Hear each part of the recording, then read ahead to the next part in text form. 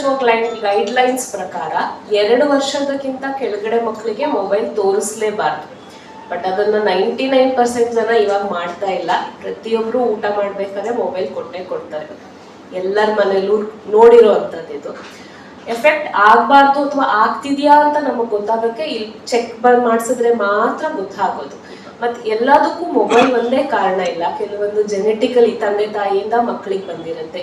ಇವಾಗಿನ ಎನ್ವಿರಾನ್ಮೆಂಟ್ ಇಂದ, ಫುಡ್ ಇಂದ, ಪ್ರತಿಯೊಂದ್ರಿಂದನೂ ಇವಾಗ ಕನ್ನಡಕಗಳ ರೇಟು ಅಂದ್ರೆ ಮಕ್ಕಳಲ್ಲಿ ಕನ್ನಡಕ ಬರ್ತಾ ಇರೋದು ತುಂಬಾ ಸರ್ವೇ ಸಾಮಾನ್ಯ. ನಮ್ಮ ಹಾಸ್ಪಿಟಲ್ ಅಲ್ಲಿ ಎಲ್ಲಾ ರೀತಿಯ ಸೌಲಭ್ಯಗಳಿದೆ. ಒಂದು ಕಣ್ಣಲ್ಲಿ ಏನೇ ಒಂದು ಸಣ್ಣದಿದ್ರು ಕೂಡ ಎಲ್ಲಾ ತರದ್ದು, ಬಿಕಾಸ್ ನಮ್ಮಲ್ಲಿರೋ ಇಕ್ವಿಪ್ಮೆಂಟ್ಗಳೆಲ್ಲ ಎಲ್ಲ ಇಂಪೋರ್ಟೆಡ್ ಇಕ್ವಿಪ್ಮೆಂಟು.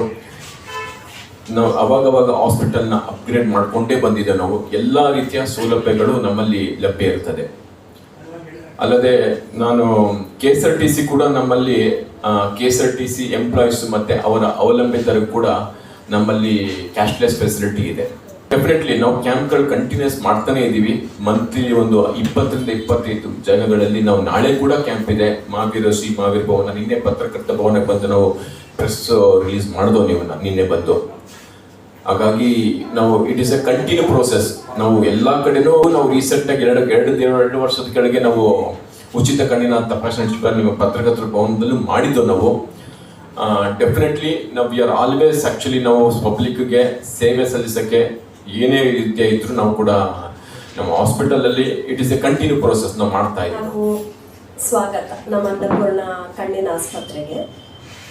ಇವತ್ತು ನಾನು ಯಾವ ವಿಷಯದ ಬಗ್ಗೆ ಮಾತಾಡ್ತೀನಿ ಅಂದರೆ ಕಣ್ಣಿನ ಪೊರೆ ಅಥವಾ ಕ್ಯಾಟ್ರಾಕ್ಟ್ ಅಂತ ನಾವು ಏನು ಹೇಳ್ತೀವಿ ಅದು.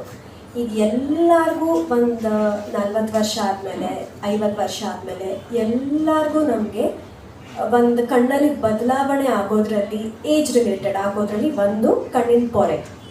ಸೊ ಇದರಲ್ಲಿ ಏನು ಲಕ್ಷಣಗಳು ಕಾಣ್ಕೊಳತ್ವೆ. ಫಸ್ಟು ಪೇಷಂಟಿಗೆ ದೃಷ್ಟಿ ಮಂಜಾಗೋದು, ದೂರದ ದೃಷ್ಟಿ ಮಂಜಾಗೋದು ಅಥವಾ ಹತ್ರದ ದೃಷ್ಟಿ ಮಂಜಾಗೋದು. ಒಬ್ಬೊಬ್ಬರಿಗೆ ದೂರದ ಮಂಜಾಗತ್ತೆ ಬಟ್ ನನಗೆ ಹತ್ರ ತುಂಬ ಕ್ಲಿಯರ್ ಕಾಣಿಸುತ್ತೆ ಅಂತಲೂ ಹೇಳ್ತಾರೆ. ಅರ್ಲಿ ಪೊರೆ ಇದ್ದವರಲ್ಲಿ ಹತ್ರ ತುಂಬ ಕ್ಲಿಯರ್ ಕಾಣಿಸೋರು ಇರ್ತಾರೆ. ಮುಂಚೆ ನಾನು ಹತ್ರ ಕನ್ನಡಕ ಹಾಕೋತಿದ್ದೆ, ಇತ್ತೀಚೆಗೆ ನಾನು ಹಾಕೋತಿಲ್ಲ. ಇದು ಒಂದು ಅರ್ಲಿ ಕ್ಯಾಟ್ರಾಕ್ಟ್ನ ಲಕ್ಷಣ. ರಾತ್ರಿ ಹೊತ್ತು ಗಾಡಿ ಓಡಿಸ್ಬೇಕಾದ್ರೆ ನನಗೆ ಕಾಣಿಸಲ್ಲ, ಇದು ಒಂದು ಪೊರೆ ಇದ್ದವರಲ್ಲಿ ಕಾಣಿಸ್ಕೊಳ್ಳೋಂಥ ಸಿಂಪ್ಟಮ್.